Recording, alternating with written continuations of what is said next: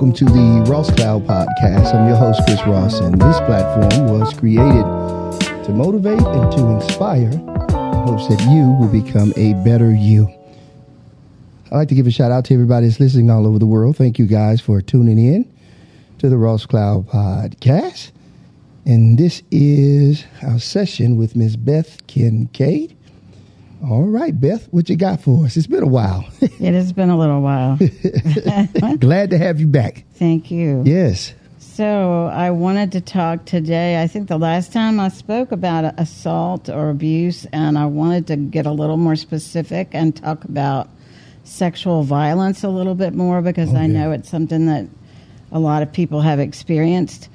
And so I'm going to go into just a little bit more detail about the different types of sexual violence and what you can do and why people might have to experience that, especially with the Stormy Daniels Trump case and the Me Too movement and the gymnastic coach, and there's a lot of that in the news lately. Absolutely. I think it's an important thing to say a little bit more about. Yes, please. And so I want to first start off by verifying and kind of telling the difference between different types of assaults and the terminology that's involved in it. And so when it comes down to rape and sexual assault, those two terms have been kind of used interchangeably in the coverage of events during that Me Too movement. And really, they're not the same thing. So in contrast to the specific criminal act of rape, criminal act of rape is a criminal act versus sexual assault involves a range of criminal acts that are sexual in nature, from unwanted touching and kissing to rubbing and groping, forcing the victim to touch the perpetrator in sexual ways. So I meant to say this in the beginning, I'm sorry, but if you have children in and around where you are listening to this podcast, please know that this may be a topic that's probably not appropriate for them. And I am going to be giving some information about numbers to call and that kind of thing if you want to grab a pen or something to write with. But sexual assault overlaps with rape because the term includes rape, but rape does not, and all sexual assaults don't involve rape. It just means that rape is a form of sexual assault. So social and behavioral scientists often use the term sexual violence, which is what we're talking about today, and it's far more broad than sexual assault. It also includes acts that are not codified in the law as criminal, but they're still harmful and traumatic, such as sexual harassment and that kind of thing. So we're going to be talking about that as well. Sexual violence kind of incorporates all things that are involved with sexual inappropriate behavior. So that includes false promises, insistent pressure to do certain things, abusive comments, or reputational threats to coerce sex acts. It can also encompass non-contact acts like catcalls and whistles that people may do towards people, or which can make women feel objectified and victimized. It's the same thing as sexual violence. It includes non-consensual electronic sharing of explicit images, exposure of genitals, and surreptitious viewing of others naked or during sex. It also kind of includes people trying to record women undressing or going to the bathroom or something in dressing rooms, that kind of thing. So we're going to speak a lot about these same things in several different ways. So if you haven't heard the detail you want, we'll get there. So the term sexual assault refers to sexual contact or behavior that occurs without explicit consent of the victim, and that consent is a really big issue here with this topic. So I'll go into that in a little more detail as well. Some forms of sexual assault include attempted rape, fondling, or unwanted sexual touching, forcing a victim to perform sexual acts such as oral sex or penetrating the perpetrator's body, penetration of the victim's body, also known as rape. Rape, on the other hand, in 2012, the FBI revised the definition of rape as penetration, no matter how slight, of the vagina or anus with any body part or object or oral penetration by a sex organ of another person without consent of the victim. The revised law in gender is gender neutral. So prior to, they may have said simply women, and now it is a gender neutral definition, meaning that anyone can be the victim. Yeah. When carefully examined, the definition doesn't look like most people's idea of rape, typically perpetrated by a stranger through force. The definition says nothing about the relationship between the victim and the perpetrator or about force. It does, however, say something about consent, or rather the lack of it. And so that's the big point in that current definition, is it's more to do about consent, your ability to make a decision about what happens to your body. A perpetrator can compel a victim into a perpetrative sex act in multiple different ways. They can ignore verbal resistance, like if you say no, stop, or don't want to. That is a perpetration if you ignore that. If you overpower physical resistance by holding a person down so they can't move, that's another way to do it. They can also cause that person to not be able to have consent by making them drink too much or giving them some kind of drug to cause them to be unconscious, asleep, mentally or physically incapacitated, or they can threaten to use physical force or remove that person's ability to make a decision about what happens to their their body, State laws vary in how they define removing or ignoring consent. So you want to look at your state specifically, or your country, to see how your state legally defines rape and other forms of sexual assault. You can go to or visit RAIN's state law database online. RAIN is spelled RAINN''S.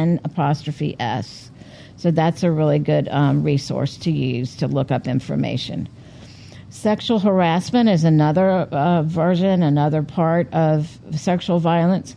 It's a much broader term than sexual assault, and it encompasses three categories of impermissible behavior. The first one is sexual coercion, which is actually legally termed quid pro quo harassment, referring to implicit or explicit attempts to make work conditions contingent on your sexual cooperation. The classic sleep with me or you're fired scenario is one example of that. It is also the most stereotypical form of sexual harassment. But the rapist is really, it's more of somebody raping than just harassing if it's a physical act. Understood. Yeah. Yeah. So if someone is asking you to do that, it doesn't mean that you are doing anything wrong or you have put yourself in that position necessarily. It has to do with the sexual nature in the workplace or learning environment that, according to the EEOC, it doesn't have to be specifically even about sexual behavior or directed at a specific person. It can be negative comments about women as a group or certain groups of people that can also form sexual harassment. Sexual harassment laws don't usually cover teasing or offhand comments, but these behaviors can also be upsetting and having a negative emotional effect to those that are experiencing it. So it can occur in a number of different settings. It can identify, the harasser can identify with any gender, have any relationship to the victim, including being a direct or an indirect manager, a supervisor, a coworker, a teacher, a peer, or a colleague, or someone that has authority over you or power over you, like a police officer or somebody that has you in a situation where you feel compromised. So some forms of harassment would include making conditions of employment or advancement dependent on sexual behaviors, whether they're either explicitly or implicitly, physical acts of sexual assault, requests for sexual favors, verbal harassment of a sexual nature, including jokes referring to sexual acts or sexual orientation, unwanted touching or physical contact, unwelcome sexual advances, discussing sexual relationships or fantasies at work, school, or in other inappropriate places, feeling pressure to engage with someone sexually, exposing yourself or performing sexual acts on yourself, and unwanted sexually explicit photos, emails, or text messages. The second form of it is unwanted sexual attention, unwanted touching, hugging, stroking, kissing, relentless pressure for dates or sexual behavior. Note that the sexual overtones and romantic overtones come in a variety of ways at work, not all of them harassing. To constitute unlawful sexual harassment, those advances must be unwelcome and unpleasant to the recipient. They have to be sufficiently severe or pervasive to create an abusive working environment, according to the U.S. Supreme Court. So unwanted sexual attention can include sexual assault and even rape. If an employer were to forcibly kiss or grope a receptionist without her consent, this would be an example of unwanted sexual attention and sexual assault, which are both a civil offense and a crime. So most sexual harassment entails no sexual advances. This is the third and most common manifestation, is gender harassment. Conduct that disparages people based on their gender, but implies no sexual interest. So it might include crude sexual terms and images, for example, degrading people about their bodies or their activities, graphically calling them certain names, and more often than not is purely sexist. So if you talk about women being a certain way or men being a certain way or certain types of people being a certain way, those are not appropriate for leadership and they have no place in child care, kind of thing. So where can sexual harassment occur? Really, basically anywhere. After hour conversations at work, exchanges in the hallways, non-office settings of employment or peers, meeting people afterwards for dinner, that kind of thing. And what can you do when you observe sexual harassment? If you hear it, you can report it to somebody. I think it's very important to not be a hero necessarily, but make sure that these things are known because they are very uncomfortable and inappropriate and can affect people's ability to work in the place that they've been working hard to be. So in lay terms, sexual coercion and unwanted sexual attention are come-ons, whereas gender harassment is a put-down. Still, they're all forms of harassment, and they can violate the law, including the Title VII of the Civil Rights Act of 1964. So historically, social attitudes towards all hostile actions have assumed that a continuum of severity, that it has to be severe necessarily to have it be an abusive act. But sexual graffiti and insults are offensive. You might feel like that's no big deal, right? Verbal sexual overtures they're not as bad as physical ones. And if there's no penetration, well, it's not that bad. But that's really not the case. Research has shown, actually, there was a study that was done by the University of Melbourne, analyzed data from 73,877 working women, and they found that the experience of gender harassment, sexist discrimination, and the like are more corrosive to work and well-being compared to encounters that actually include unwanted sexual attention and coercion. Because mainly it's an ongoing thing that continually happens and you can't get away from it. I wanted to ask you a question, Beth. I know we're right in the middle of it, but while you was talking, I was like, man, it's almost like a lot of that happens. We see it on social media, and I guess we don't even think about it. So that's part of what I'll be talking about. Okay, cool. All sure. right. For sure. All right, cool. So abusive, assaulting, and harassing behavior can't always be neatly divided into a category. Sometimes it belongs into more than one category. So finally, they feel like the article I was reading about it states that they feel like what we're experiencing now in society is like nothing we've ever experienced before. and that our social standards and definitions, criminal and otherwise, have changed. And so that's something that we kind of need to be aware of and try to work on making better. So the difference between sexual harassment and sexual assault basically is that harassment is a broader term that includes many types of unwelcome verbal and physical sexual attention. Sexual assault refers to sexual contact or behavior, often physical, that occurs without the consent of the victim. Harassment usually generally violates civil laws. You have a right to work or learn without being harassed. But in many cases, it's not a criminal act, while sexual assault usually refers to acts that are more criminal.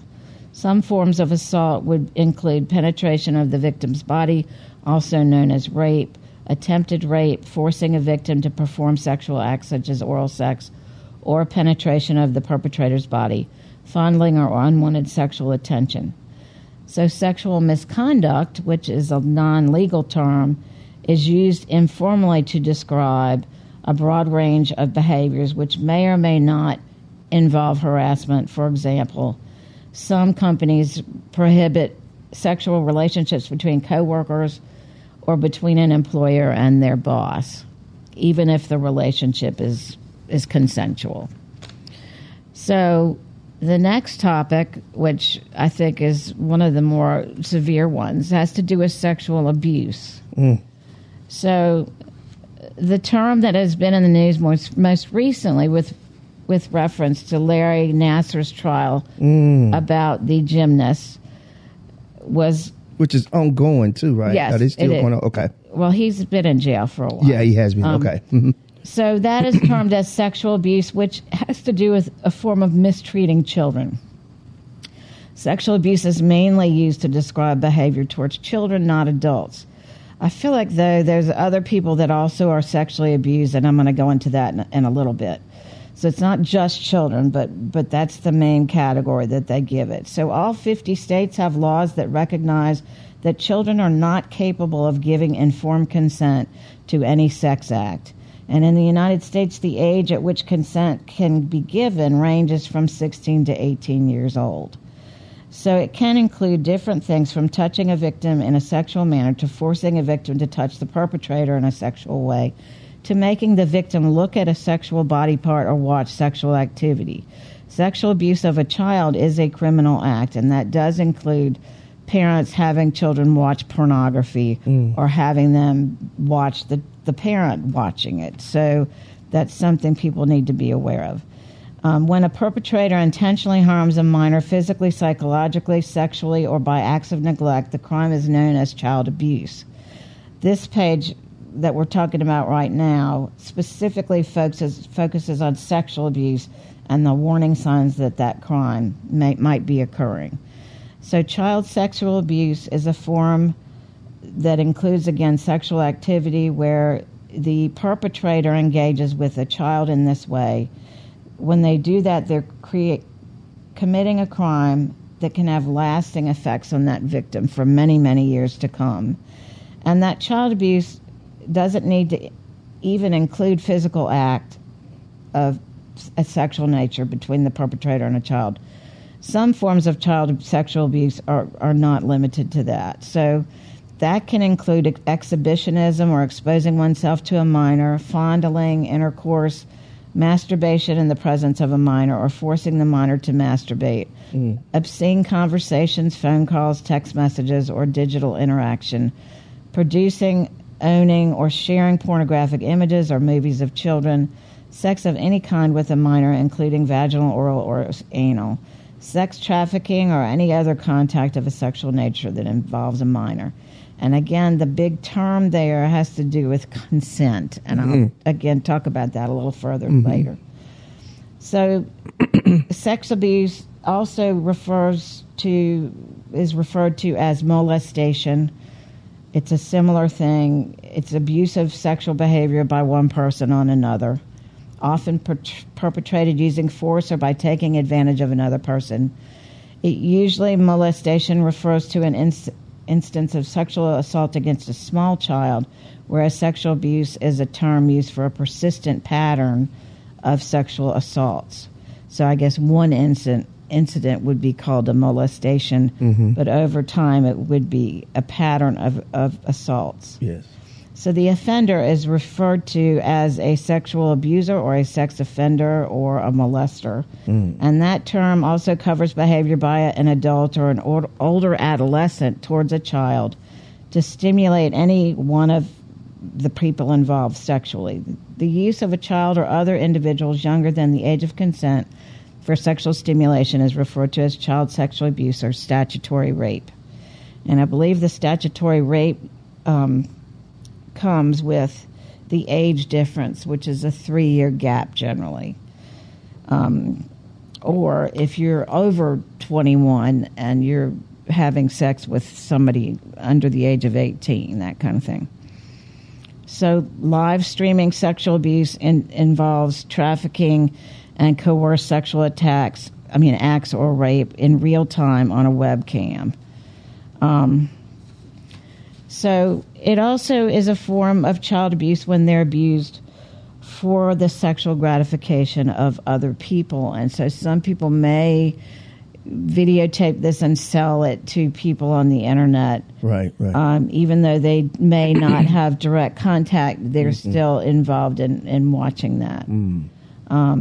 That sexual abuse generally involves direct sexual contact where the adult or otherwise older person is engaging in any of those activities we just talked about with someone younger than them or that is under the age. And so their intent is to either gratify their own sexual desires, to intimidate or to groom the child, asking or pressuring them to engage in sexual activities, displaying pornography or using them to produce their own pornography. And so they may take a long period of time to groom them, to have them feel a little more comfortable with the idea of these terminology that they may use.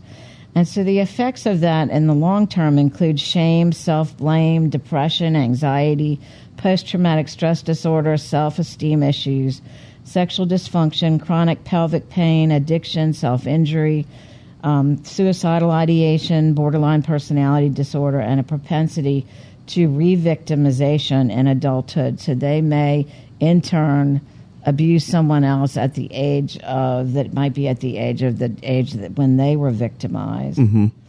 It is also a risk factor for attempting suicide. So additionally, some studies have shown that much of the harm caused to the victims becomes apparent years after the abuse happens, with specific regard to addiction, which is another side effect. Studies support previous findings that adverse life events increase the sensitivity to drug rewards and to bolster drug reward signaling by exposing yourself to those heightened limbic responses. So if you take a cocaine or something specifically, that kind of mimics this high or this boost in your adrenaline system, and so that can kind of cause the addiction or trauma attached to that. Sexual abuse by a family member is a form of incest, which can result in a severe long-term psychological trauma, especially in the case of parental incest, specifically because that person is dependent on that person to care for them. Wow. And they're told to listen and respect those people. So globally, approximately 18 to 19% of women and 8% of men disclose being sexually abused during their childhood. The gender gap may be caused by higher victimization of girls, lower willingness of men to disclose abuse, or both. Most sexual abuse offenders are acquainted with their victims, and approximately 30% are relatives of the children, most often fathers, uncles, or cousins. Around 60% are other acquaintances such as friends of the family, babysitters, or neighbors. Strangers are the offenders in the approximately 10% of child sexual abuse cases. So I think that's kind of unexpected to a lot of people, that it's really the strangers are the smallest percentage. Wow. Most child sexual abuse is committed by men. Women commit approximately 14% of offenses reported against boys, and 6% of offenses reported against girls.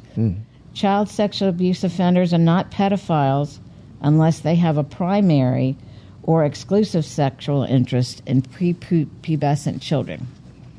Generally, those pedophiles are people that don't feel comfortable in regular adult relationships, and they tend to feel more comfortable in a relationship with a younger person that may not be as educated in the world of life as they are. Wow. And they see themselves as doing those children a favor. Gotcha. And teaching them in a kind way about sexual behavior.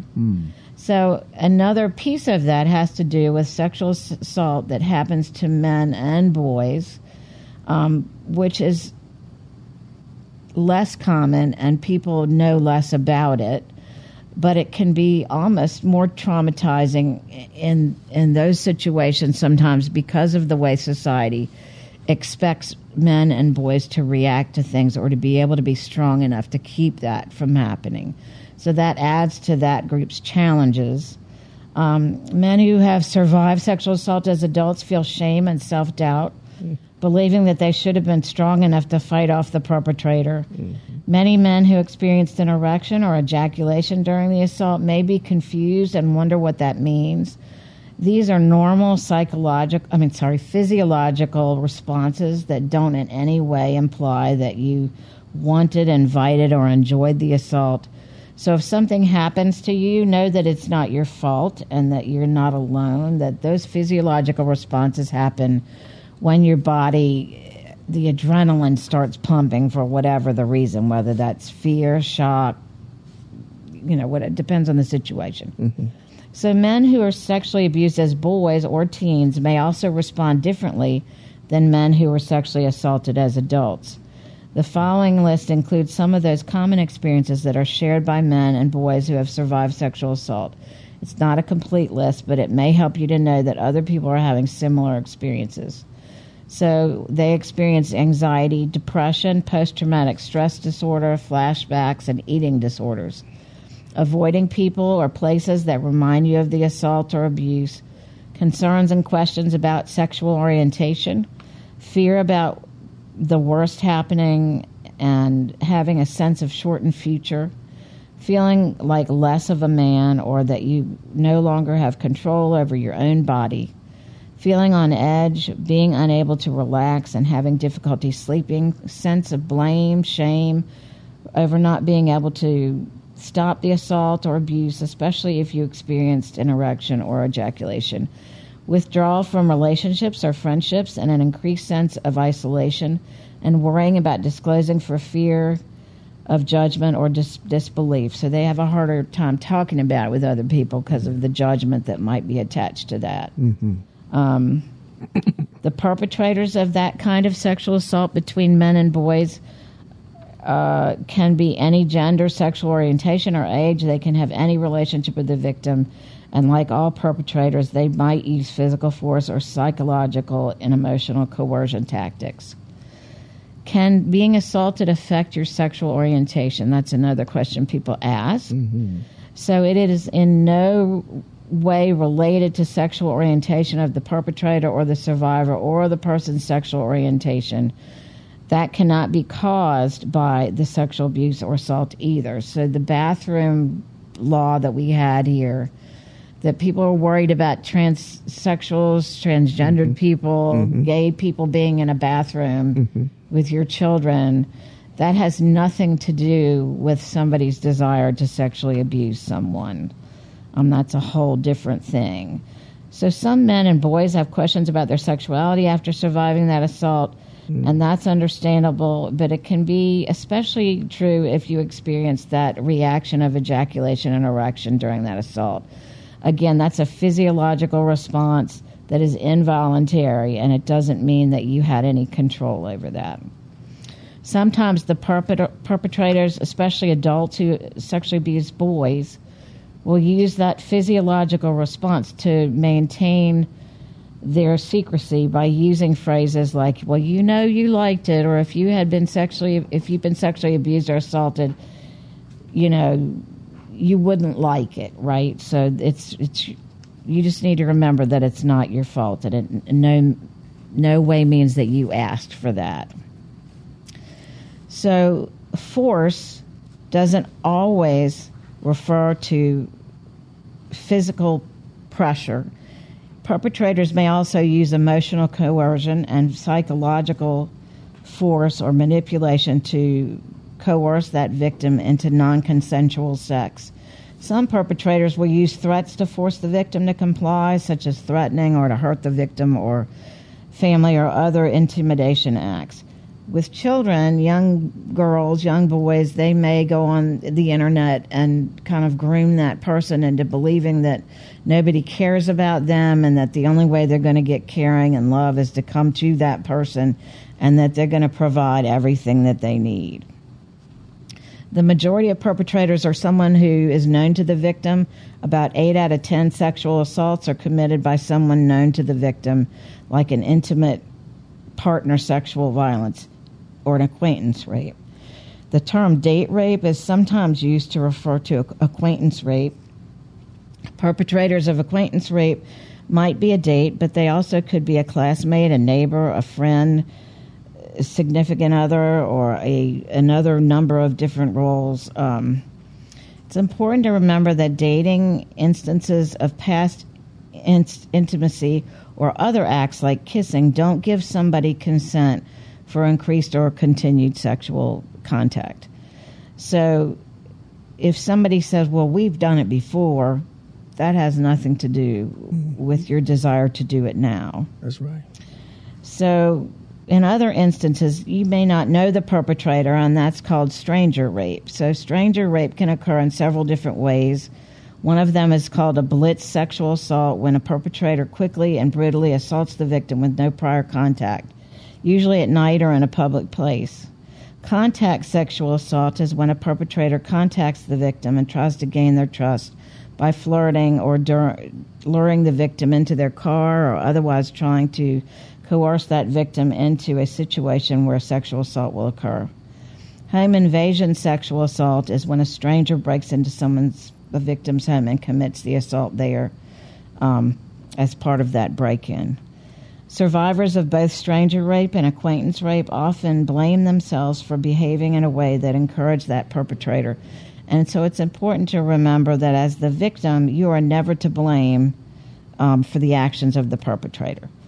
So speak to someone who is trained to help you. Another place to go would be, you can call the National Sexual Assault Hotline at 800-656-HOPE, HOPE. The number of HOPE is 4673. Or you can chat online at online.rainn.org.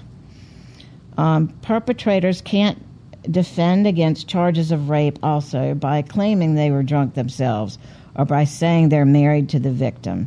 So those are no longer acceptable as reasons to commit violence on somebody. The perpetrators of child sexual abuse, what do they look like?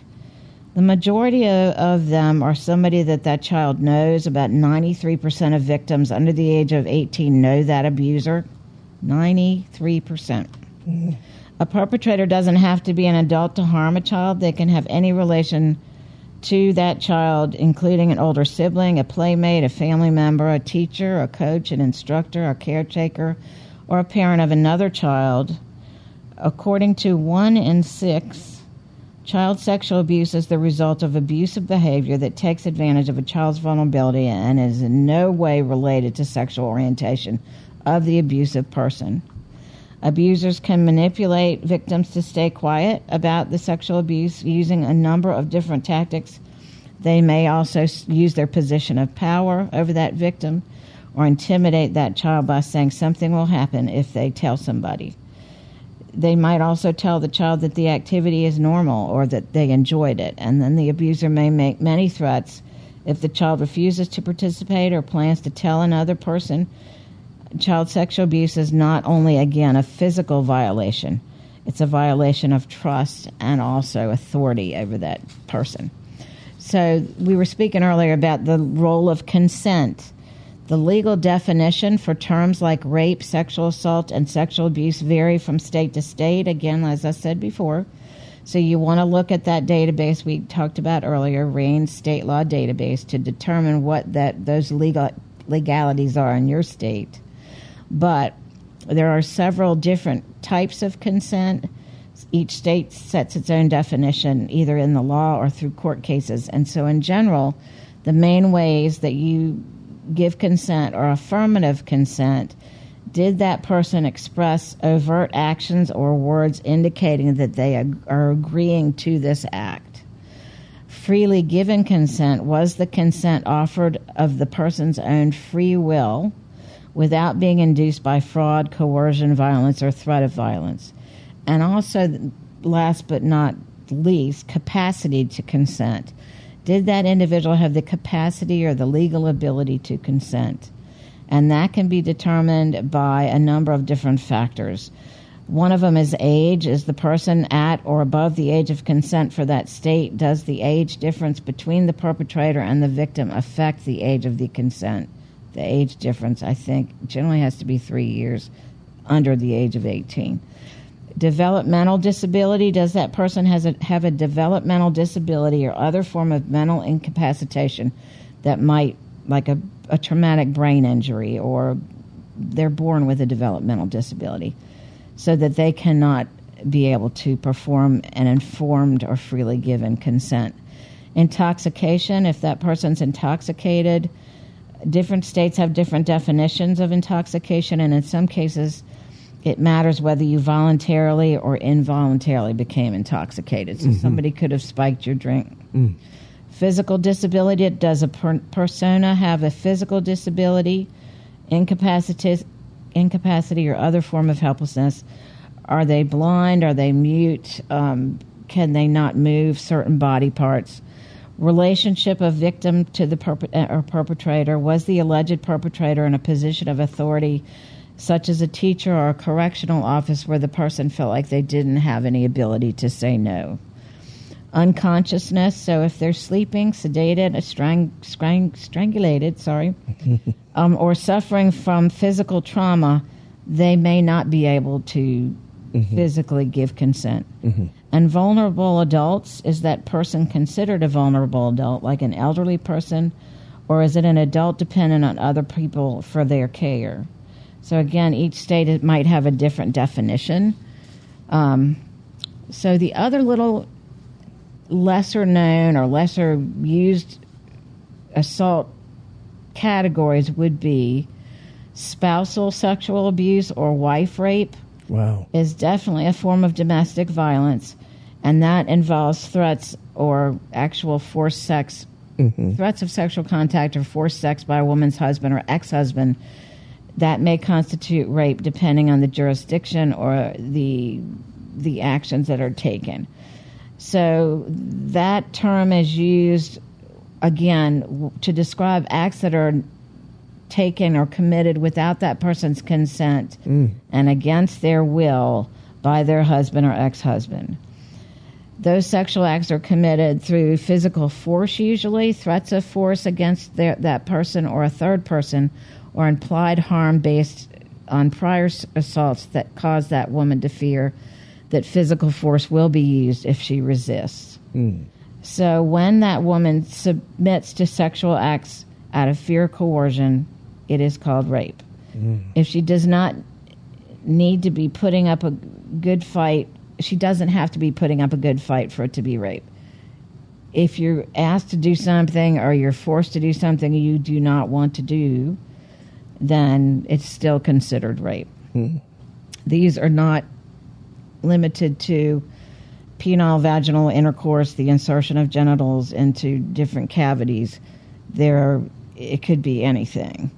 So 2 studies have documented similar rapes, just to give you an idea of how common that is, that happens. 10 to 14% of every ever married women have experienced at least one forced sexual assault by a husband or an ex-husband. Studies of battered women staying in shelters or women seeking relationship help show 1/3 to 3/4 of those asked reported sexual assault by their husbands or intimate partners.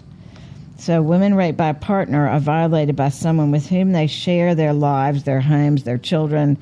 They're their friends, or they were their friends for a long period of time. So in addition to the violation of their bodies, they're faced with the betrayal of trust and intimacy, and that victim has a really hard time letting go of the person they once loved or dealing with the violation of their rights in comparison to what will happen if they leave that situation, because they may not have the money to pay for themselves outside of that relationship.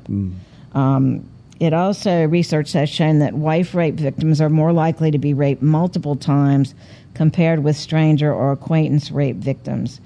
So those wife rape victims, most report being raped more than once, with at least 1/3 being raped more than 20 times over the course of their relationship. Wow. And so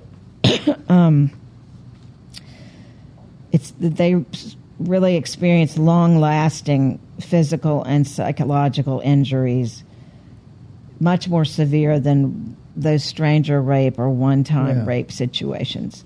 Wow.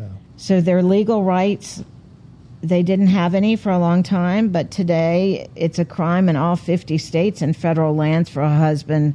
It's illegal for a husband to rape his wife. However, according to the National Clearinghouse on Marital and Date Rape, as of March 1996, only 17 states and the District of Columbia have completely abolished the marital rape exemption, which precludes a husband from being charged with rape in certain situations and limits the seriousness of which they can be charged for that offense. Right. So it's still not totally taken care of in a way that makes sense.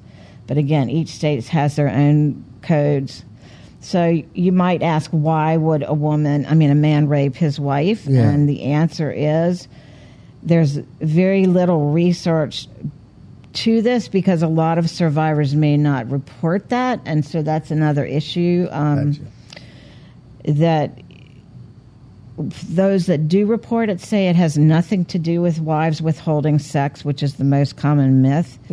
Most women who report being raped by their husbands also report having consensual sexual intercourse. So that's not the issue. It tends to be they do it to reinforce their power or control over their wives or families, or to express anger. And so stereotypes about women and sex, that women enjoy being forced to have sex, or that when they say no, they really mean yes. It's a wife's duty to have sex. Those are all myths. They are not reality. And they have been reinforced continually in our culture through both mainstream and pornographic media. Why are you laughing? I'm sorry, because that's true. That doesn't matter, I'm telling you. Yeah, exactly. Go ahead, Beth. This is a serious conversation. Go ahead. Well, it's kind of ridiculous. Yeah. Such messages can only mislead men into believing that they should just ignore what a woman says, which is the most ridiculous part about it. So they just say that women are sending them the wrong signals, and they blame the women themselves for having these encounters, and they dressed in a provocative way or whatever it is that they're deciding to use as an excuse. Why would women not want to leave, or why would they stay with these men? And again, it's complicated. Most believe that it is part of their duty to have sex with their husbands, and even if it's violent and against their will. Many religious doctrines outline sexual acts as a duty for wives, and in addition, only recently the law has offered wives protection from their husbands' attacks. And so many are not aware that that is seen as a crime at this point. Wow. Or they don't, like I said, have the financial resources to leave. They're afraid they're going to lose their children, and they may feel like they have to leave without them.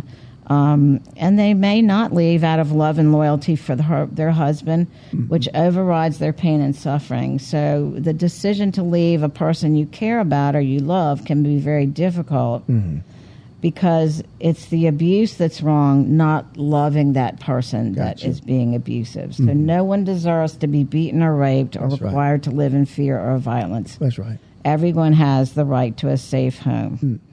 So if you've ever experienced that, sex against your will with your husband or your partner, please know you're not alone. You can seek help, and you may want to seek personal or legal counseling Those counseling services can be found in rape crisis centers, domestic violence services, and family service agencies. There is a wife rape information page on the internet. You can look into all of those different things. And if you've had a rape experience in that way, you want to immediately seek medical treatment at the hospital, followed by counseling. That's right. The other thing is it's very similar in an intimate partner sexual violence experience. So you don't have to be married to experience that same thing. Just because you're dating somebody doesn't mean that you have to do things that are violent that you don't want to do. And so in a relationship, if sexual violence is rarely an isolated incident, it's generally not going to happen just one time. And it often occurs in an escalating manner, along with other forms of abusive behavior, including physical and emotional abuse. So many women are physically assaulted by an intimate person. They may have been sexually assaulted prior to that. So it often starts with controlling behavior that can escalate to further emotional, physical, and sexual abuse. So warning signs might be for you to look out for: attempts to cut you off from your friends and family, extremely jealous or upset if you spend time away from them, insults you, puts you down, says that you can never do anything right, tries to prevent you from attending work or school, tries to prevent you from making decisions for yourself, destroys your property, attempts to harm your pets, threatens to harm your children or take them away from you, tells you that you're worthless and that no one else would ever love you, and controls your finances. Those are some of the ways that they may groom you into getting to that point. So if you want to learn more about that, there is a National Domestic Violence Hotline website and a hotline that you can call. So you need to reach out. It's important for you to be safe, but also to show your children, that it's important for them to take care of themselves. So just to add, the other people that are affected by this are sexual abuse of people with disabilities. Those people generally have caretakers, and they can't communicate the way that a regular adult might be able to communicate. And they a lot of times are not taken seriously. Elder abuse, sexual abuse of elders is another category where these people are helpless a lot of times, and they don't have a way necessarily of getting people to believe them. They just think they're making it up. Or they may be confused and not really knowing, because in that situation and the disability situation, you're exposed to people that are caring for you in a physical way, and you may not realize that actually is abuse. And I'm sure that probably happens. It does happen a lot, and it also happens from other residents in those facilities, not just the caretaker. I was going to say that, So people in poverty, including those from developing countries, are vulnerable to forced prostitution, live streaming sexual abuse, and other forms of molestation. Victims who may come from families in poverty with less connections, less power, protection, and education about sex crimes. And I know in a lot of countries, families feel this need to prostitute their young girls, especially because they don't have any other way to make money, to live, to eat. Minorities, sexual abuse is a problem in some minority communities. In 2007, a number of Hispanic victims were included in the settlement of a massive sexual abuse case involving the L.A. Archdiocese of the Catholic Church. So immigrant women, citing immigration, acculturation, and other social elements that created that perfect storm of abuse. Prisoners, again, are people that are held captive. It occurs in both genders, predominantly, though, in female prisoners, and they also, officers might do strip searches that you don't necessarily need, excessive searches for vaginal or rectal contraband, and those internal kind of checks or insertion of things into people's body cavities. Positions of power we've also already kind of talked about. Not just with teachers or police or those kind of things, but also with church members. As you know, the Boy Scouts in a lot of different areas, the church has been a powerful factor in that happening. Yeah. Social media, again, we brought that up before. Some algorithms now will kick you out if you say things in sexual terms. Yeah. So people are also adopting now something called algo speak, using a code word mascara to refer to a romantic partner in a sexual context. So you have to be really careful, because that's creating confusion among younger people that may not know about that. Right. Another thing that came up in this research had to do with animals, and that animals are being sexually abused not only by people in a sexual manner for their gratification, but also PETA says that they're being used to breed, and that they see that also as being a sexual abuse, because the animal has no way of consenting.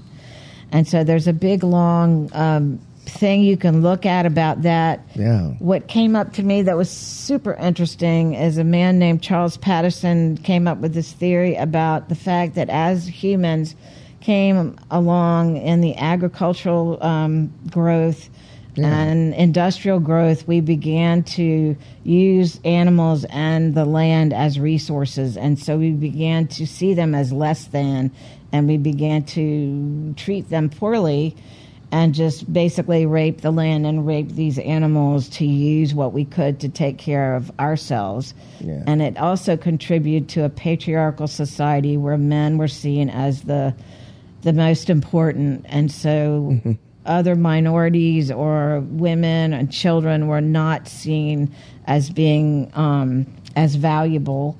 And so the theory is that once you start seeing animals and agriculture as less than, you stop humanizing things, and so then you just see it as something that has no value, no feelings. You lose your compassion for those things, and it just gets bigger and bigger and bigger, and it just continues to go further to the point where they compared that to Nazism and genocide and all of that. That was the way they could see themselves as being separate and different from these people. So it goes into a whole different detailed aspect of things. But that is an interesting theory that it's he a came very with. interesting theory. Yeah. So to change that, we would have to change the political system, because that is, again, part of the hierarchy. Oh my and it's a very extensive thing, but I thought it would be very interesting to mention No, that is interesting.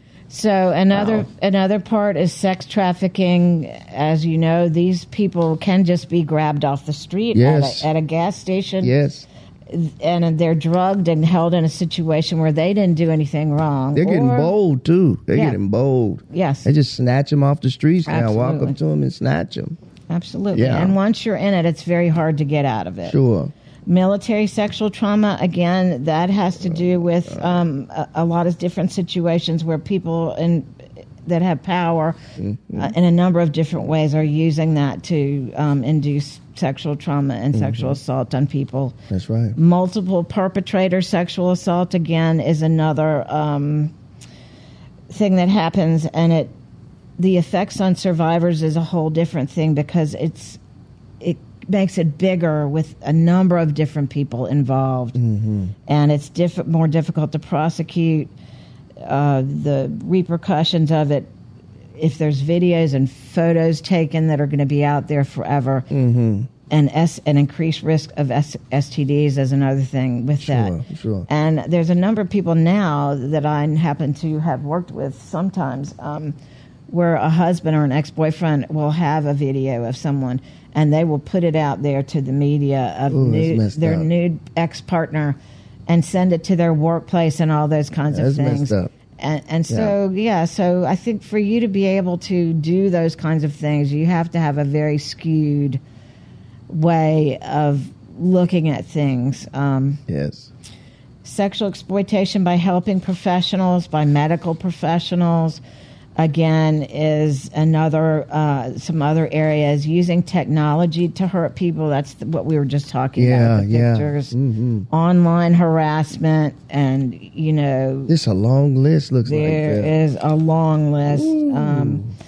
And stalking, cyber stalking, a lot of different stalking. Yeah. So you just basically, to avoid those kind of things, you want to be aware and knowledgeable about what you're into, what your environment, what the concerns and the risk factors are.